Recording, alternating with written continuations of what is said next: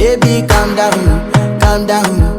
taageerada ka dhex jirta dadweynaha Mareykanka ee bixinta hubka Ukraine iyo kaalmada dhaqaale ee tooska ah ayaa soo yaraatay iyadoo duulaanka Ruushka uu ku dhow yahay 1 sano oo murugo leh sida lagu sheegay rayi ururin cusub oo ay samaysay xarunta cilmi baarista ee Associated Press. boqolkiiba 4 ayaa sheegay inay taageersan yihiin in Mareykanku hub siiyo Ukraine iyadoo 2 ay ka soo horjeedaan halka 2 ay sheegeen inaysan taageersanayn kana soo horjeedin.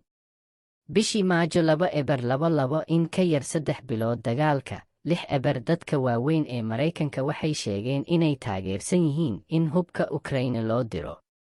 dadka Mareykanka ayaa si siman ugu qaybsan in si toos ah lacagaha dawladda loogu diro Ukraine iyadoo 3 ay taageersan yihiin halka 3 ay ka soo horjeesteen iyadoo 2 aysan midkoodna sheegin.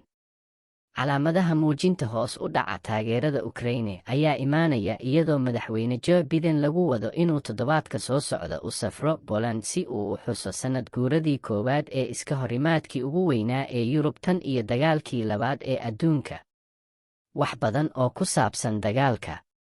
ciidamada Ruushku waxay sheegteen waxoogaa horumar ah oo laga sameeyey bariga Ukraine.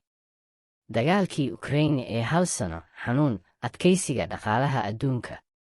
sawirada Abiy gudaha Ukraine, sawiro muuqaal ah ayaa qaadaya sano dagaal. waan la dhacsanahay xaaladda Ukraine, waxaanan dareemayaa xumaan iyaga, laakiin waxaan dareemayaa inaan u baahanahay inaan marka hore daryeelno mudnaanta halkan guriga, ayuu yidhi Joe Hernandez, 44, oo ku nool Rocklin, California.